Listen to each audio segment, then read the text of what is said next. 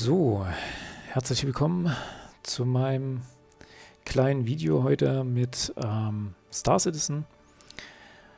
Genau, ich spiele das schon eine Weile und bin schon ein bisschen drin in dem ganzen Game und habe mir gedacht, ich nehme euch heute mal mit. Geplant habe ich jetzt eine kleine Mining-Tour mit meinem Mining-Schiff auf den Mond Lyria. Und wir gucken einfach mal, was wir da so finden. Ich hoffe ja, dass wir vielleicht ein bisschen gutes Erz finden, was ich dann später refinen kann auf der Station. Und ich wollte euch das einfach mal so zeigen. Und genau, dann würde ich sagen, wir starten einfach mal direkt rein. Ich würde euch vorher noch vielleicht meine Grafikeinstellungen zeigen, damit ihr das mal gesehen habt. No.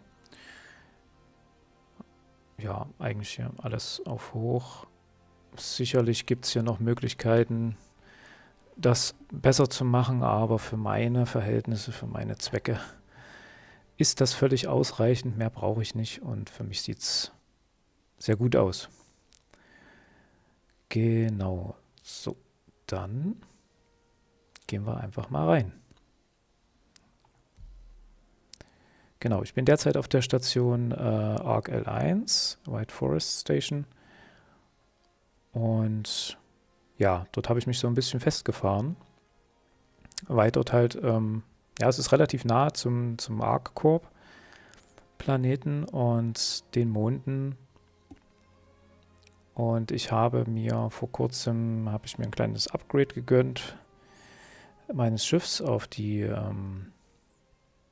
Golem als Mining-Schiff. Und ja, die kann ich euch dann ja gleich nochmal zeigen. Und dann starten wir mal direkt rein. So. Zurzeit muss ich sagen, läuft Star Citizen relativ stabil bei mir. Ich habe bisher jetzt gar keine Abstürze gehabt. Also seit ich jetzt wieder eingestiegen bin, seit ungefähr 2 Wochen, 3 Wochen.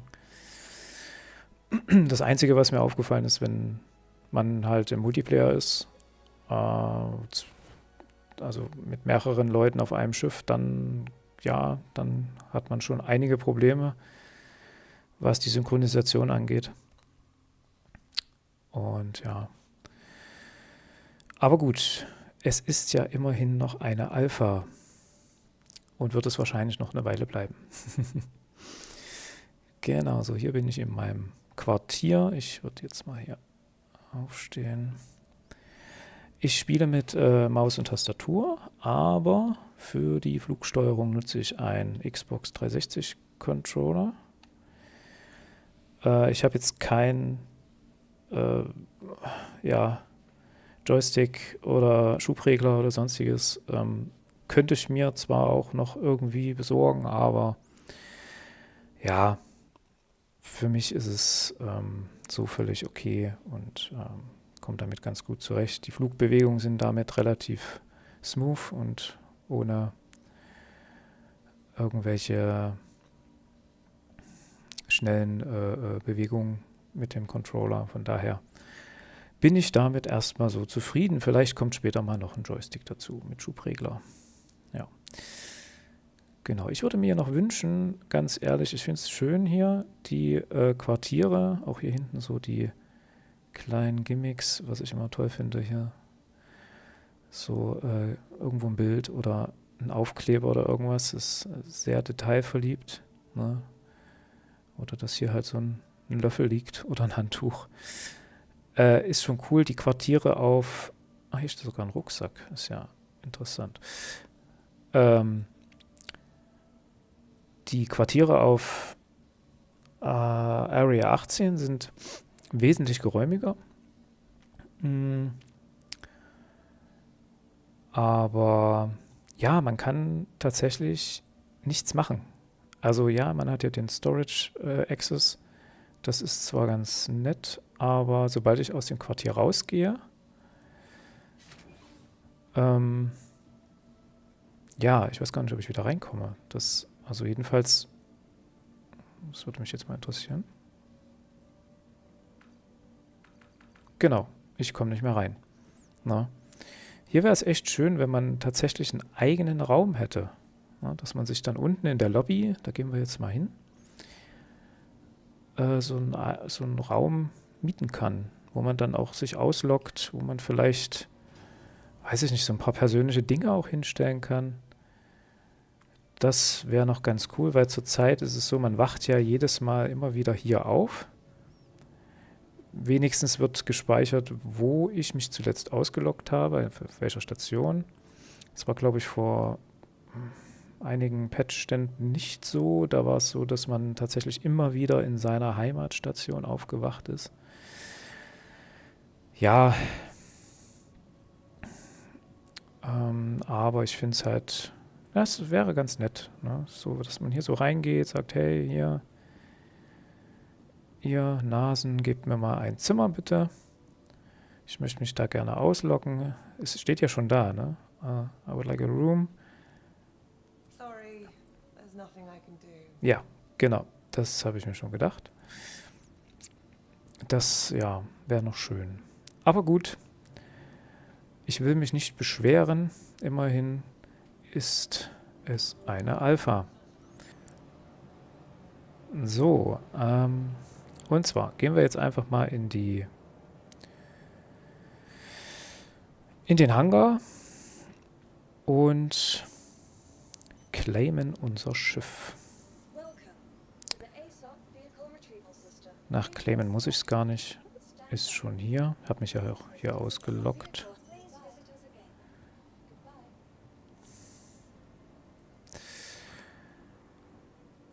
Gut, dann schauen wir mal. Da ist er.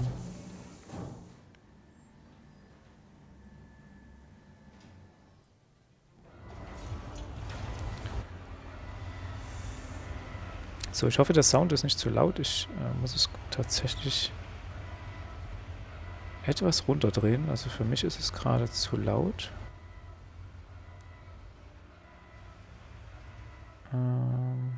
Zack.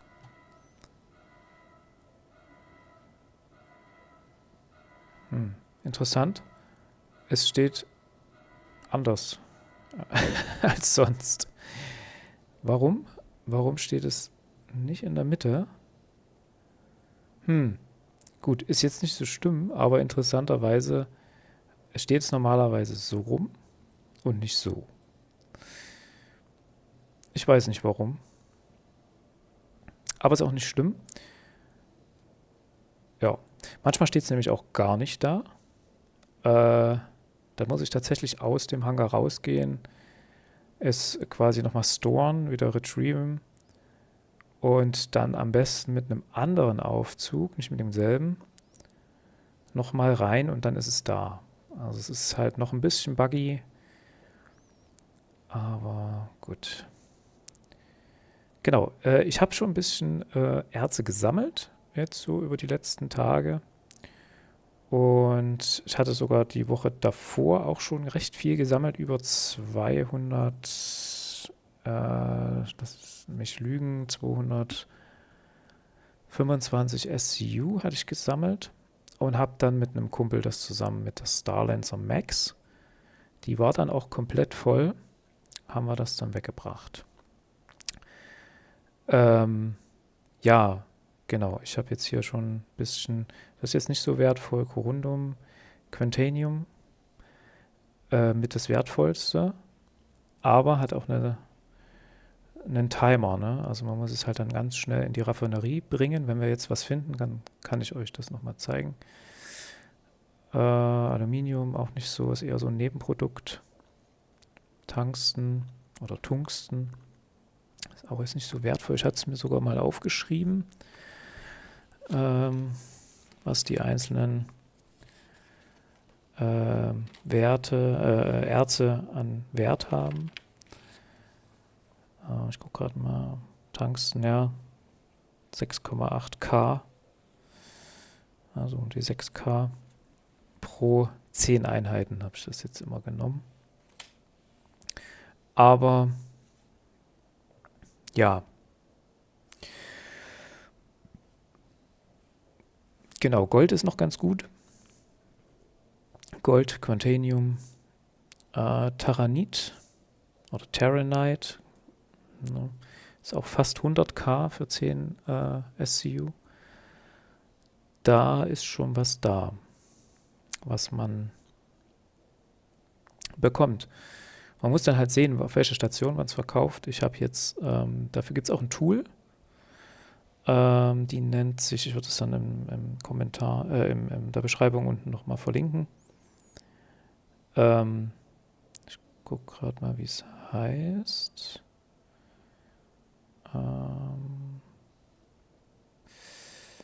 Genau, SC oder SC Trade Tools. sc-trade.tools ist die Website und da kann man quasi immer das Erz eingeben und sieht dann auch die Station, wo man am meisten für kriegt. Ja. Zum Teil werden dann halt auch Stationen angezeigt, die nicht im selben System sind, also dann im Pyro. Und da muss man halt dann auch wahrscheinlich ein bisschen aufpassen. Man kriegt dann dort zwar am meisten, aber ist halt auch gefährlich. Genau. Ja, ich gucke mal kurz, wenn ich jetzt den Elevator nach unten bringe, dann kann ich, glaube ich, auch hier zugreifen. Gucken wir mal. Genau, jetzt kann ich hier auch scrollen. Gold habe ich hier. Ja, das sind 4 SCUs. Taranit, Aluminium, Iron. Ja, Eisen, ich habe gedacht, bringt echt viel, weil ich war tatsächlich mit einem Kumpel, waren wir auf Hürsten und ich dachte, oh Mensch, cool, hier gibt's Eisen, aber ist gar nicht so wertvoll. War auch nur irgendwas also unter 10k pro 10 SCU. Gold. Also ich rechne immer mit 10 SCU. Das ist so meine Maßeinheit. Taranit, das wird schon ein bisschen was bringen hier. Genau, also noch, Quarz habe ich hier auch, genau. Ja, hier noch ein paar andere Sachen. Gut. Ja. Genau, also wir hatten die Starlancer Max dann voll gemacht und das hat auch gut 2 Stunden gedauert, die voll zu machen und dann auch wieder zu entladen. Und ja, was ist dabei rausgekommen? Also um die 850.000 Alpha-UECs sind dann dabei rausgekommen. Genau. Ja, das ist hier mein Mining-Schiff. Die Golem, quasi die kleine Version von der Mole, ist auch, glaube ich, erst kürzlich dabei. So lange gibt es sie noch gar nicht. Sie hat keinen Frachtraum. Also sie hat zwar einen Frachtraum, aber der ist nur für Mining, also für Erze gedacht. Gemeinerte Erze. Also ich kann hier nicht wie in anderen Schiffen, selbst in der Aurora ist es ja so, dass ich von der Seite rein kann. Habe eine ganz kleine Abstellfläche bei der Aurora. Hier gibt es das alles nicht. Na, also ich habe hier tatsächlich nur einen Sitz, wie in einem, ja, weiß nicht, wie in einem Bagger halt, ne? Man hat halt tatsächlich bloß einen Sitz und die Schaufel ist dann oben drauf. Die zeige ich euch gleich noch. So, genau, jetzt betreten wir mal das Schiff. Ganz nett animiert, wie der Sitz so rausfährt, finde ich ganz schön. Und mich dann nach oben hebt. Zack. So, ja. Das dauert immer ein bisschen, bis der hier komplett zugeht. Genau, wir machen hier einmal Flight Ready. Und gucken wir direkt mal auf die Karte und geben hier mal dann Lyria ein. So, ich hoffe, diesmal geht's. Ja, genau. Manchmal zeigt er nämlich nicht die Route an. Also da steht dann hier 0. Da weiß ich schon, okay, der wird die Route nicht setzen. Da muss man dann halt nochmal raus, beziehungsweise manchmal klappt es dann auch, wenn man aus dem Hangar rausgeflogen ist, als kleinen Tipp, und dann die Route setzt. Dann geht's. Ja, das sind so die kleinen Fehler, die man da so, mit denen man so im Star Citizen Alltag lebt. Ich bin sicher, andere Spieler haben noch ganz andere Probleme. Ich glaube, ich bin da noch relativ gut davon gekommen bisher. Genau, wir setzen einfach mal die Route. Ich habe es noch nicht verstanden, warum, aber ich zeige das mal hier. Er macht tatsächlich, also er führt mich zu A-Corp und von A-Corp nach Lyria. Also keinen direkten Weg. Das sehe ich ja noch ein. Aber wenn ich jetzt zum Beispiel Valar nehme, macht der das auch so und das verstehe ich nicht. Also, ja, er bringt mich halt erst zu A-Corp und dann von dort aus wieder zurück nach Valar. Ja, ne, wäre halt wesentlich kürzer hierher, würde auch ein bisschen Quantum Fuel sparen. Aber gut.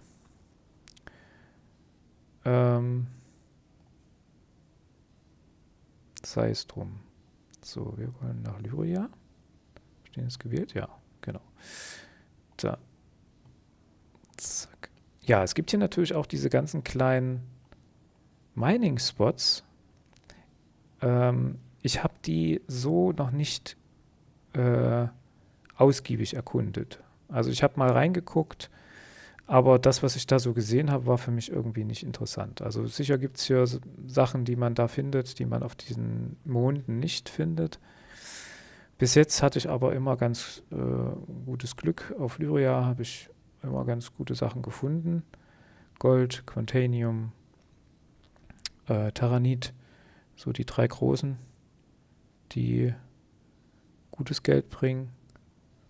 Tatsächlich bringt Bexalit auch noch gutes Geld, ähnlich wie Gold. Ja, aber gut. Genau, Route ist gesetzt. Wir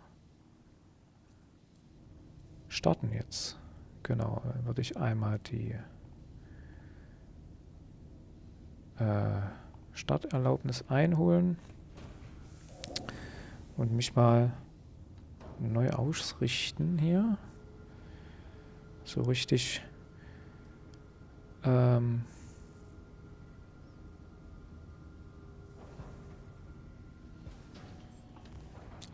ups, falscher Knopf. Genau, ich gehe mal in die Außenansicht, damit ihr das mal seht. Genau, wir starten einfach mal hoch. Ich mache das immer gerne ein bisschen langsamer. Wie gesagt, ich spiele mit einem Xbox-Controller und für mich geht das eigentlich ziemlich gut. Und dann fliegen wir mal raus.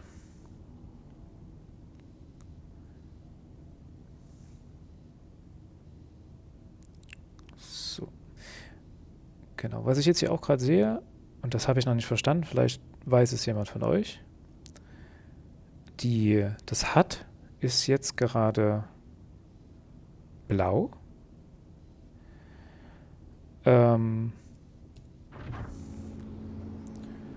Also das Fahrtenkreuz ist blau und wenn ich jetzt hier das Routing-Ziel sehe, das ist auch blau. Aber in den meisten Fällen ist das orange. Manchmal ist es blau. Ich weiß nicht warum. Es gibt keinen sichtbaren Grund. Es ist halt einfach manchmal blau und manchmal orange. Genau, dann gehen wir mal jetzt in den Quantum Drive. Ja, genau, auch hier die Anzeige links und rechts, wie der Spooling-Prozess, dann oben das Ready, das steht sonst in Orange da. Also sag mal, in 80% der Fälle ist es orange und in Rest der Fälle ist es dann halt blau. Oder ja, blau. So, zack. Genau, das ist halt jetzt auch nicht so weit weg. Und wir schauen mal. Genau, ich werde jetzt kurz ruhig sein. Bis gleich.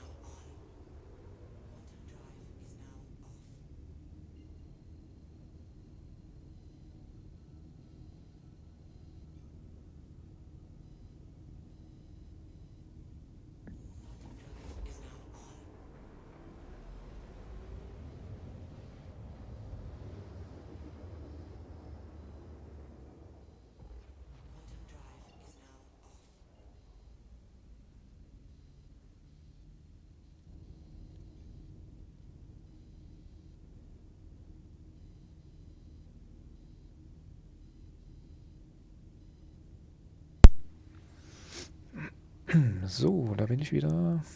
Wir sind da.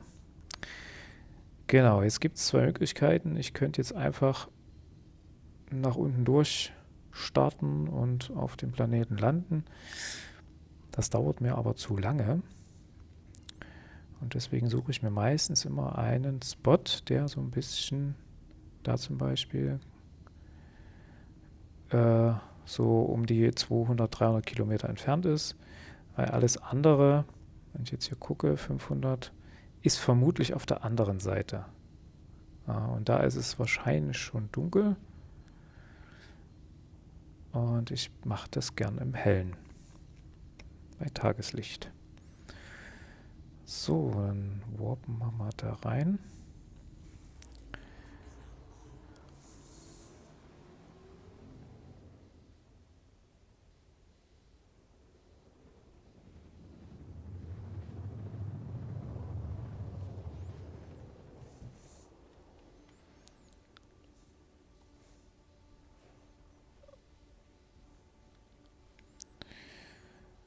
So.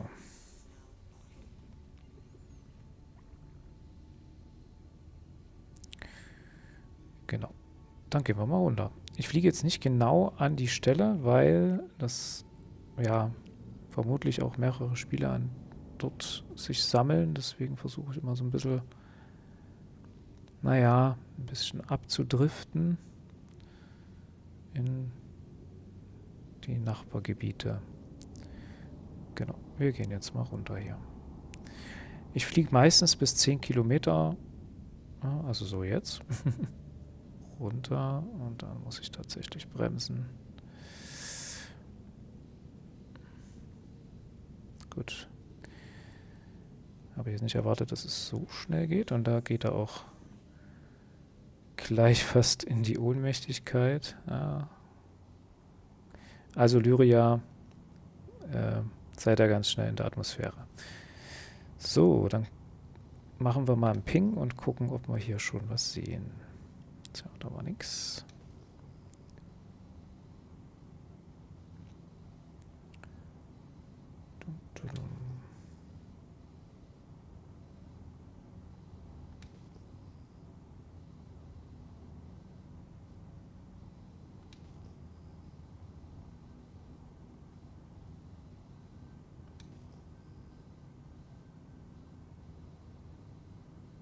Da hinten haben wir was.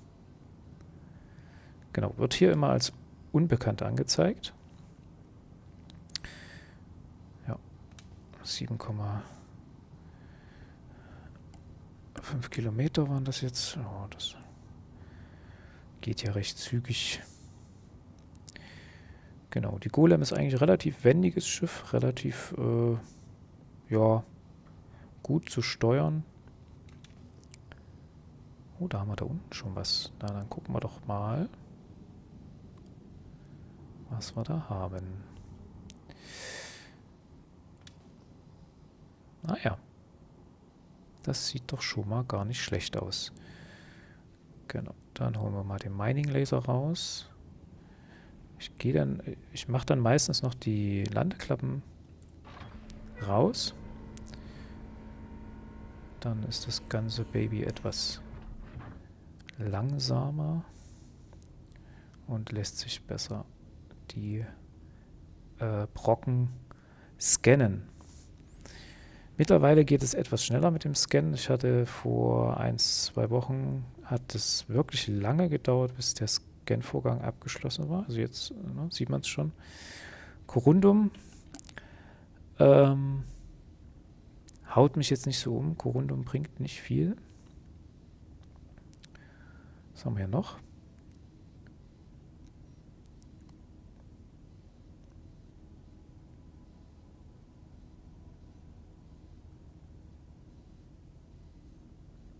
Borase.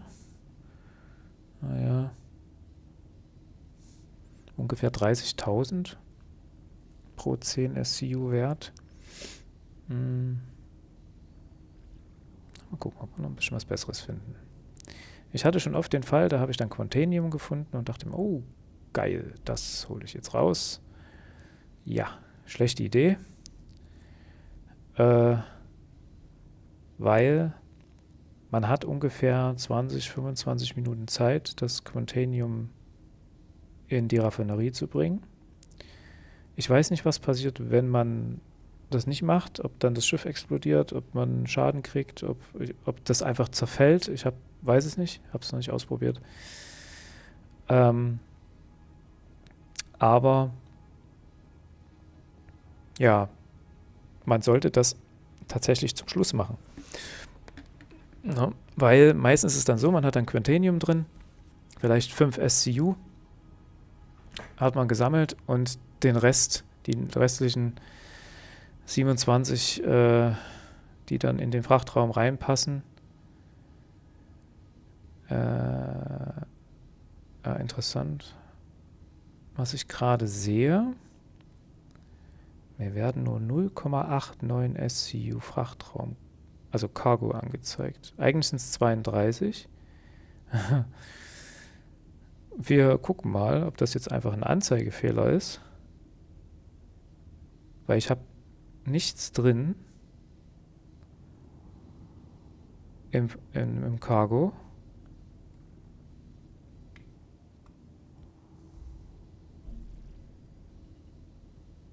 Wir werden sehen.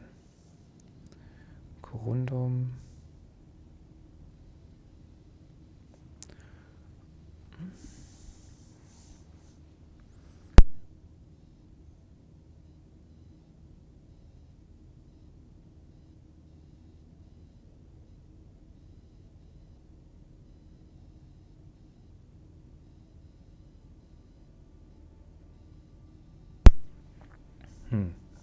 Okay. Was haben wir da hinten? Kann man das schon scannen? Ja, das reicht. Wieso habe ich nur 0,89 SCU? Haben sie irgendwas gepatcht? Ich weiß es nicht.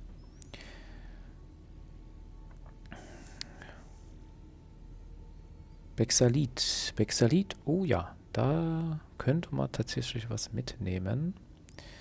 War hier noch irgendwas? Gucken wir mal. Also den merken wir uns mal da hinten.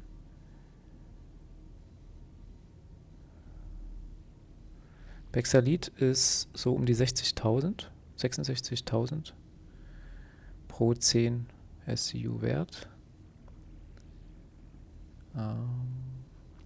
Also wenn ich den Frachtraum voll machen würde mit 32.000, ja, sind wir gut bei 130.000 Ertrag. Gut, wir nehmen uns trotzdem mal das mit. Das, was hat man jetzt hier? Bexalit, ne? Genau.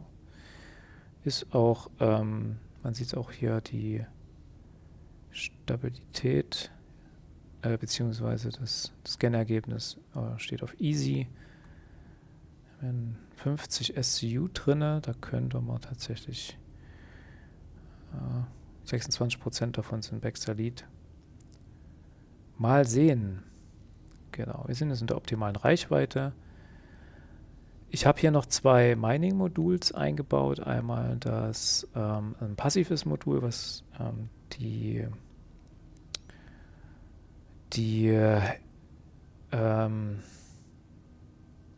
überschüssigen Materialien filtert, also ein bisschen reduziert. Und dann habe ich noch ein aktives Mining-Modul, was sich aber verbraucht. Ich glaube, man hat davon 5 oder 6 Aufladungen und dann ist es halt kaputt und man braucht ein neues. Das, wie man hier sieht, links erhöht das die Laserpower um 35%. Und ja, das bringt schon was.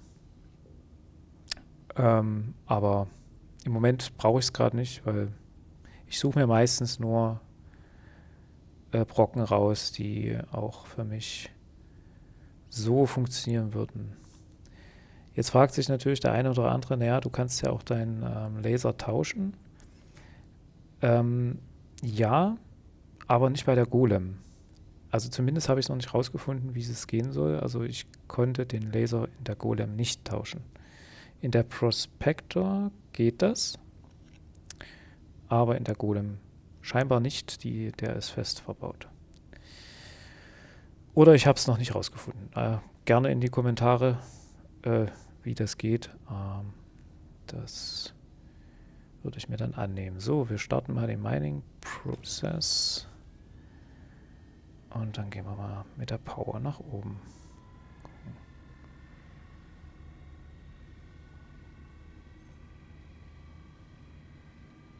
Und da kommt er schon. Es ist wirklich manchmal, also hier geht es noch. Die Range, wo der Fels dann bricht, ist relativ breit. Also diese Optimal-Range. Ich taste mich da gerne ein bisschen langsamer ran. Aber manchmal ist der so schmal,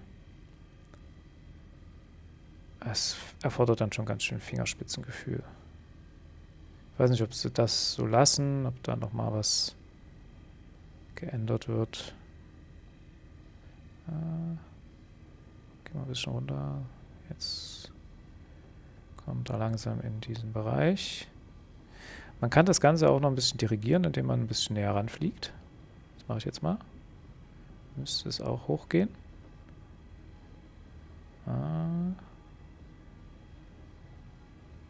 Ja, seht ihr es?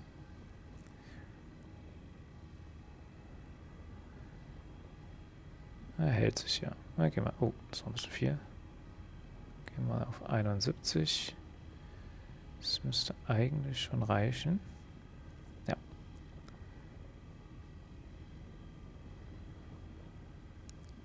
Das sieht doch ganz gut aus.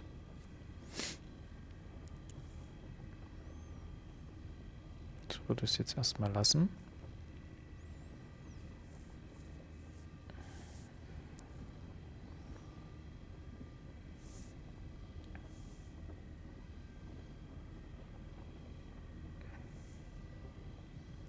Jetzt bricht er gleich.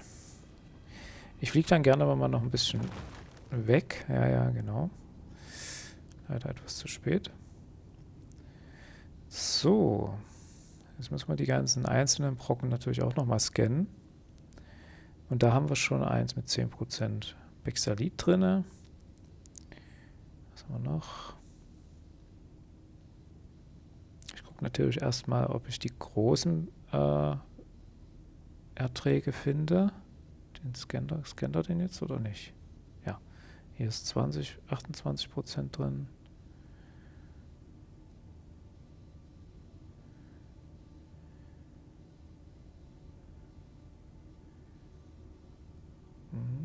Das Corundum. Ja, man nimmt es dann halt einfach trotzdem mit. Ne? Das diese Nebenprodukte, Corundum, Aluminium. Ja, ich würde erstmal den hier unten nehmen, der hatte ganz gut. Genau, und dann wechseln wir quasi in den Extraction Mode und saugen den Spaß auf. Hier haben sie auch also es muss jetzt kürzlich ein Patch rausgekommen sein, die Mining Laser sehen besser aus. Etwas klarer, etwas definierter. Ja, da schiebt er sich davor. Das ist schön. Oh, hier haben wir 20%, das nehmen wir auch mit. Ach ja, jetzt hat sich das Cargo auch korrigiert. Jetzt seht ihr, dass es dann doch 32 SCU sind, die ich hier habe. Mal gucken, was haben wir hier? Wechsel die 10%. 9%. Den haben wir noch nicht gescannt.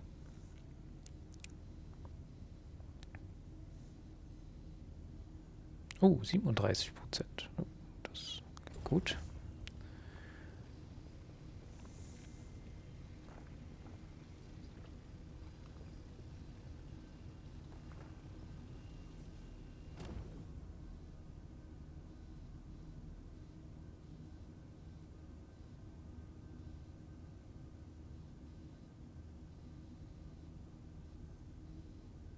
Oh, das ist ja noch besser. Fast die Hälfte. Oh, der ist aber... Genau, man sieht dann immer, der hat noch eine gelbe Umrandung und die anderen, die sind lila. Seht ihr das? Die lila sind, kann man schon aufsaugen. Ja. Und die dann gelb bleiben, die muss man nochmal brechen. Also gehen wir jetzt wieder in den Fracture Mode. Der Abstand stimmt. Den Laser drehe ich aber jetzt mal ein bisschen runter. Weil die sind meistens relativ schnell dann klein gemacht. Ihr seht schon, ja, ich habe kaum 30% und der geht schon hoch.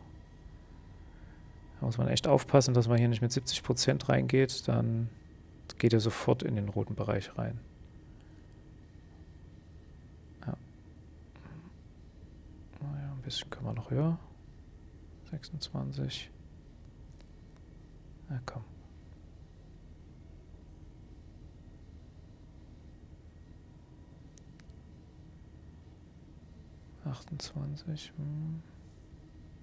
Dann geben wir noch ein bisschen was zu. Ja. Wenn ich dann in diesen optimalen Bereich bin, gehe ich meistens auch sofort runter, weil das scheint sich dort dann schon so zu erhitzen, dass es dann ganz schnell hochspringt auf den roten Bereich. Ich weiß nicht, ob das ein Fehler ist oder ob das gewollt ist, dass das dann so hochspringt. Aber gut. Und na komm. Ja. Und jetzt haben wir die lila Brocken. Genau. So. Gehen wir wieder in den Extraction Mode. 2% und das ist ein bisschen sehr wenig.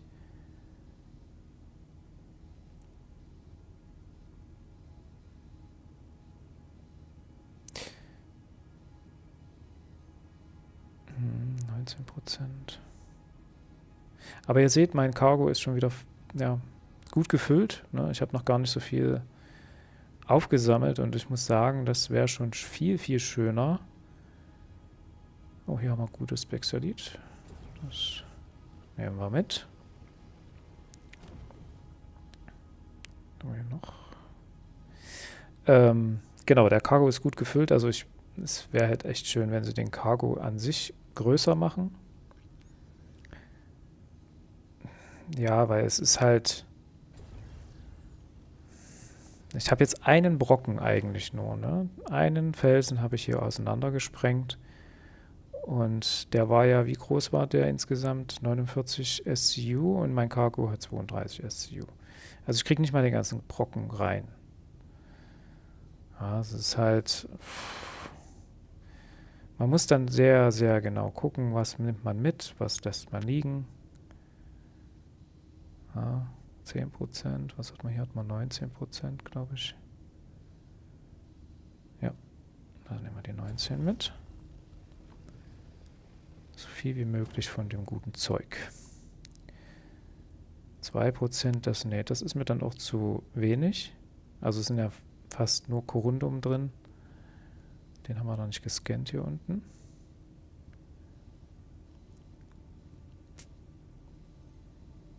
%. Ja, das klingt gut.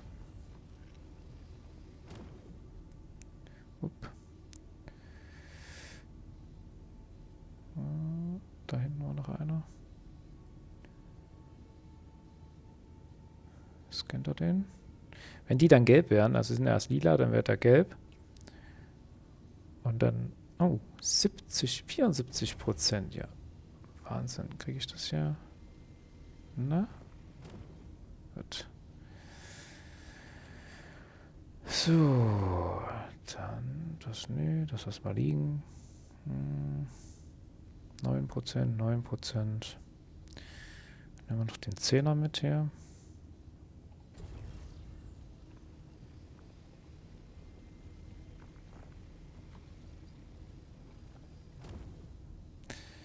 Das sind wir auch schon fast voll, ne? Hier ist noch ein 9,5, 9,0. Aber hier haben wir auch, ne, 0% diese Materialien, die wir nicht nutzen können.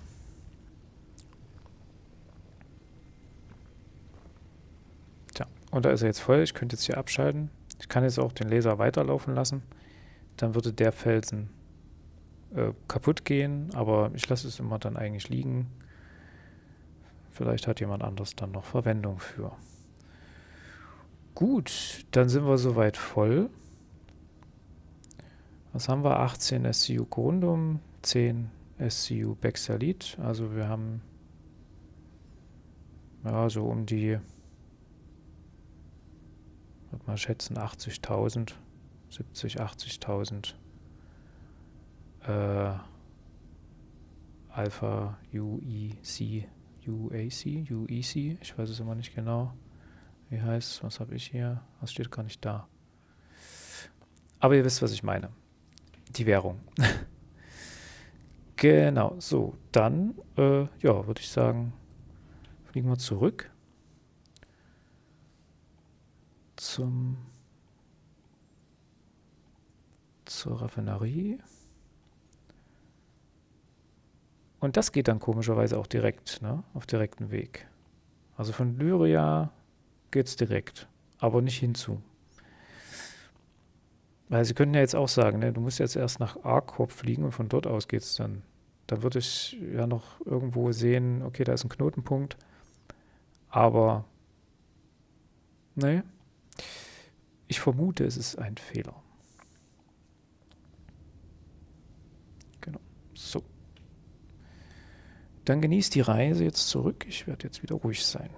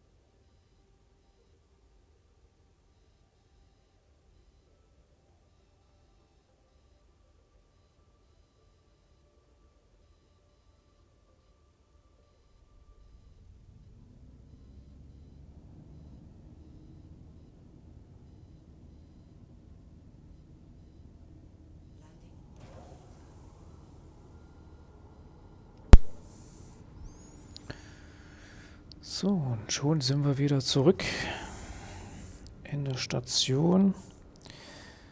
Genau, wenn wir jetzt Quantanium hätten, dann müssten wir uns tatsächlich beeilen, wieder in die Raffinerie zu kommen.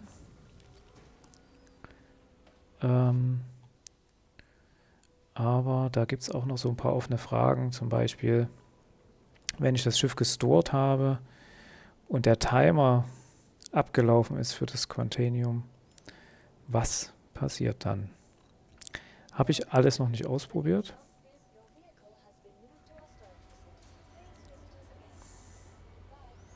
Ich finde die Animation immer ganz schön gemacht. Auch dann danach, wie dann die Lichter wieder angehen. Das hat schon was. Man kann tatsächlich auch gucken, also man sieht das Schiff noch. Na, seht ihr es? Das ist zack. Also da haben sie schon sehr viel Liebe ins Detail gesteckt. Zack, zack, zack, zack. Und gehen die Lichter wieder an. Ja. So. Dann gucken wir jetzt mal in die Raffinerie. Dann zeige ich euch noch, wie man das Ganze verarbeitet dort. Und ja. Dann soll es das erstmal gewesen sein für meinen kleinen Einblick hier in Star Citizen. Aber das ist tatsächlich nur ein ganz minimaler Einblick in das, was hier alles möglich ist. Und da gibt es ja ganz, ganz viele Videos auf YouTube zu dem Thema. Genau, hier ist die Raffinerie. Also in jeglicher Hinsicht, ne? Je nachdem, was einen interessiert. Ich bin gern so ein bisschen im Mining-Bereich unterwegs. Das hat mich schon immer fasziniert. Die Raffinerie haben sie auch echt wunderschön gemacht. Also da Hut ab. Ja. Auch wie hier so die Arbeiter so am Werkeln sind. Das, ja. Das ist auch so Feinheiten, ne? So, dann liegt hier eigentlich einfach mal so ein Kabel rum oder irgendwo hatte ich es mal gesehen, da ist irgendwo ein Farbeimer umgekippt gewesen und die Farbe ausgelaufen. Ja, die stehen auch immer mal an einer anderen Stelle. Hier gibt es wohl noch irgendwo eine Karte. Überwachung der gesamten Anlage, so wie das aussieht. Ja. Ah, interessant. Da, ja, hat sich schon jemand Gedanken gemacht. Ja, man kann hier auch einfach mal so gucken. Jo, schöne Aussicht. Ja, die ist gelangweilt, die geht wieder. Jetzt kommt der Typ hierher und stellt sich neben mich. Was soll denn das? Okay. Genau. Hier ist noch so ein kleiner Mining-Shop rechts, wo man Laser kaufen kann, Rüstungen und so weiter. Ja. Hier gibt es auch, glaube ich, ein Ship-Rental hier hinten. Ja. Könnt ihr mal kurz reingucken, aber ich glaube, so groß ist die Auswahl gar nicht. Eine Grey Cat, eine Cutlass Black. Ja. Prospector, ja, das ist schon interessanter. Das ist halt das klassische Mining-Schiff. Und ja, damit kriegt man auch schon ein bisschen was weg. Ich weiß gar nicht, wie viel. Da müsste ich noch mal gucken. Wie viel, auf jeden Fall mehr. Ich glaube, es waren irgendwas das Doppelte, 64 SCU. Und hier haben wir die Argo Mole. Die ist dann für, ich glaube, die hat sogar noch 2 extra Plätze. Für, also die hat 3 Laser. Dann haben wir da oben den Hauptraum und dann hat man, glaube ich, noch links und rechts 2 Plätze, die besetzt werden können von Spielern, die dann auch noch mit dem Mining Laser darum spielen können. Aber 200.000, ja, muss sich dann halt auch lohnen. Genau. Wenn man da eine größere Tour macht, dann denke ich, hat man das schnell wieder drin. Ja. So, dann gehen wir mal in die Raffinerie. Jo, da ist sie wieder, die Dame. Servus. Ja, was ich auch beobachtet habe, ich weiß nicht, ob es euch schon aufgefallen ist, wenn man hier an den Bildschirm geht, dann kann jemand anderes, der daneben steht, genau sehen, was ihr tut. Also er sieht alles. Oder sie. Was ihr auswählt, man kann sogar lesen, welche Mineralien und Erze ihr gesammelt habt. Ich hatte das ausprobiert. Letztens saß ich hier auf der Bank und da kam jemand rein und hat tatsächlich dort rumgespielt und ich konnte alles sehen. Also das ist schon interessant. Das habe ich bis jetzt noch in keinem Spiel so gesehen. Also normalerweise ist ja so, dass der Bildschirm nur für einen selbst ist und der andere sieht vielleicht jetzt dann nur das, ne, so dieses Hauptbild. Aber dass man dann genau sieht, was man auswählt. Also es steht dann auch so da, ne, Connecting, und man sieht den Text, man sieht hier, welche Mineralien zur Verfügung stehen. Naja, genau, das nur so am Rande. Finde ich eine ganz nette kleine Sache, Detail, die das Ganze etwas schöner macht. So, Bexalit haben wir gesammelt. Es gibt hier so eine Liste, die zeigt an, wo man quasi einen Bonus bekommt. Also hier Quantanium, ne, man kriegt hier 3% Bonus, Quarz 11%, aber Quarz ist gar nicht so viel wert. Ich weiß gar nicht, Taranit geht sogar was weg. Ja. Lohnt sich aber trotzdem. Also wenn man hier zum Beispiel, wo habe ich es, Taranit? Was hatte ich gesagt? 100.000 pro 10 SU. Man hat aber trotzdem, man kriegt mehr raus, als wenn man es an dieser Ankaufsstation, hier in der Station verkauft. Zeige ich euch gleich. Genau, selbst mit Verlust und auch wenn man die Kosten für den Raffinerierungsprozess abzieht, hat man trotzdem immer noch mehr, wenn man es quasi raffiniert und dann zur Station fliegt und dort verkauft, als wenn man es hier dann direkt auf der Station aus dem Raumschiff heraus verkauft. Ja, ich kann es ja mal ganz kurz zeigen, was wir kriegen würden. Hier gibt es ja die Oris Sales. Wenn ich jetzt hier mein Schiff auswähle, ich mache es jetzt natürlich nicht, ich würde jetzt hier 36.000 kriegen. Ja, also das meiste für Bexalit, 33.000. Ich gucke jetzt mal ganz kurz auf die Webseite, was ich für Bexalit kriegen würde. Also raffiniert dann. Bexalit. Wie viel haben wir denn? Steht hier irgendwo? 10,13, also 11. Ja, also sagen wir mal 10. Wir gehen mal von 10 SU aus. Und wir würden kriegen Pyro, da wollen wir nicht hin. Das ist uns zu weit weg. Das nächste System wäre in Stanton Microtech New Babbage. Würden wir 66.300 oder halt Area 18, das ist ja gleich um die Ecke. 66.300 würden wir kriegen. Also würden jetzt hier schon das Doppelte kriegen. Also man kann so rechnen, das Doppelte kriegt man. Auch hier Corundum wären wir ungefähr bei 6K, das wir kriegen würden, wenn wir es raffinieren. Ja. Genau, was haben wir hier? 18. Wir haben sogar 18. Wow, das ist ja sogar noch, Moment, das ist ja noch weniger. Noch mehr. Das interessiert mich jetzt. Corundum 18 SU und wir würden kriegen in Stanton, in Terra Gateway, in Stanton würden wir 7.300 SU kriegen. für das. Also es ist, ja, also ungefähr das Doppelte. Ja, ist doch etwas weniger, als ich erwartet hätte. Also wir wären dann bei 70, was habe ich gesagt? Ja doch, 70.000, ne? 66.000, ja so 75.000 würden wir rauskriegen. Ja, für diese Tour. Genau, deswegen machen wir das hier nicht. Wir gehen an das Refinement Center und gucken mal.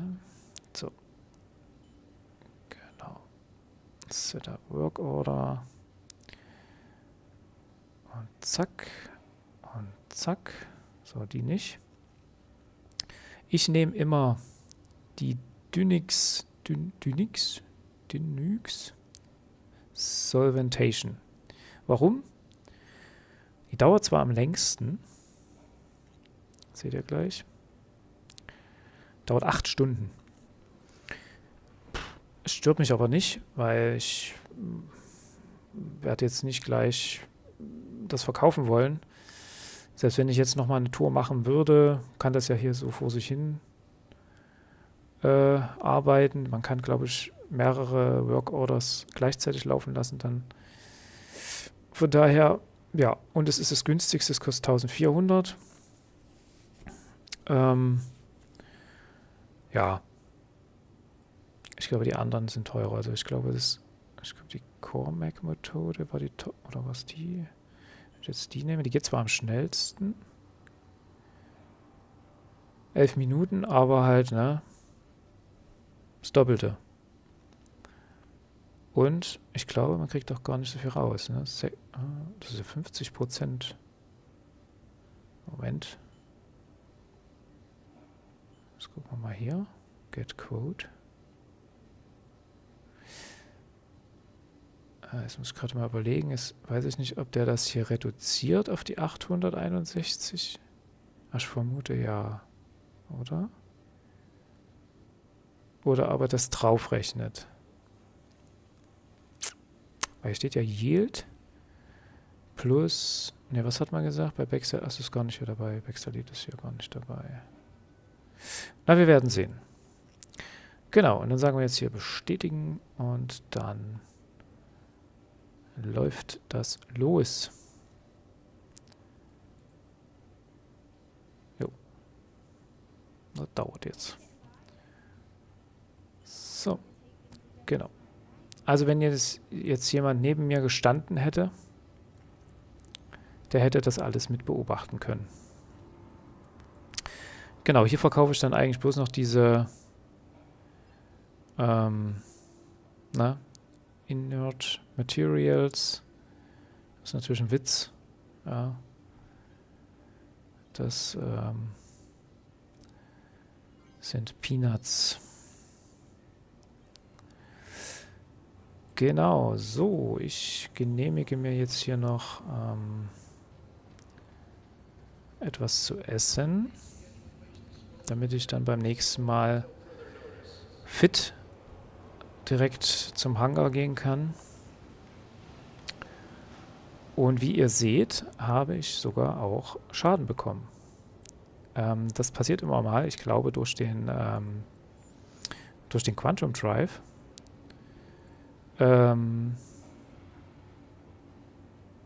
Kriegt man dann Schaden. Durch die G-Kräfte. Genau, wir gehen erstmal in die Galerie.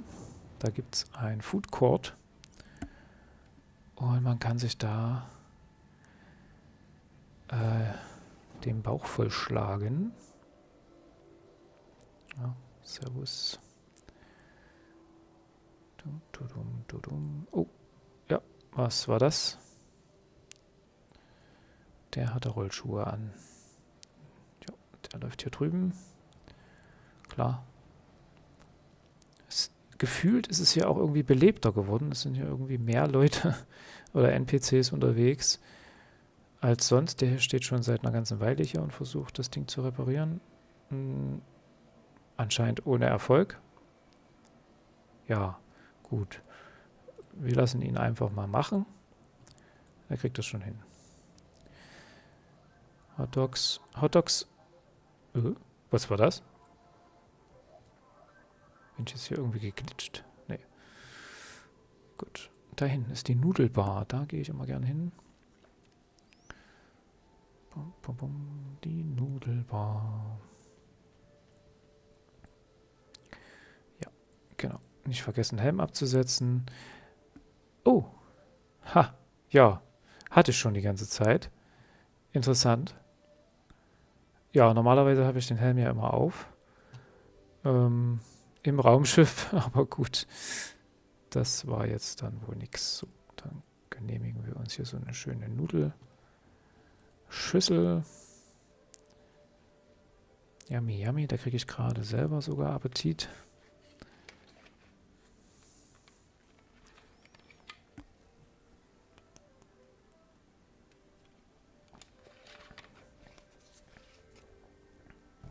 Tja, und so ein Versprecher hier. Und schon sind wir wieder bei 100%. Ach krass, wie sie so drüber steigt, ne? Faszinierend. Wahnsinn, auf solche Details achten die dann. Habt ihr das gesehen? Steht da jetzt hier auch auf? Ach, einfach mal die Seite gewechselt. Ja, das sind halt noch so Sachen, die müssen dann, denke ich, dann noch behoben werden, ne? Wenn ihr euch die Hände anguckt. Ja, da wird jetzt nicht so, das ist keine Priorität, denke ich. Ich denke, Priorität ist einfach mal die Stabilität des ganzen Spiels. So, jetzt muss ich mich gerade orientieren. Wo muss ich denn hin? Da. Genau, das ist die richtige Richtung. Bum, bum, bum. Genau, ich zeige euch noch ganz kurz die Medical Station. Da könnt ihr hingehen, wenn ihr Schaden genommen habt. Finde ich eigentlich ganz nett und es ist tatsächlich dort auch so, dass man den Respawn-Punkt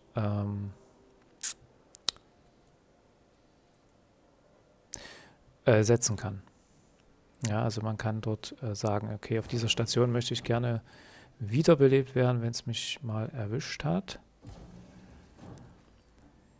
Meine Heimatstation ist derzeit noch in Area 18.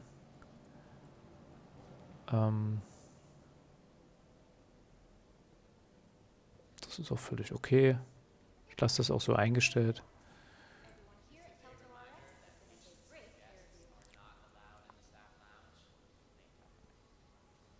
So. Und wo müssen wir hin? Room 2. So, gehen wir mal hin. Ja, hey. Room 1, Zimmer 2. Jo. Und das ist jetzt quasi das Zimmer nur für uns. Und hier steht unser Bett. Genau. Hier kann man, wie gesagt, seine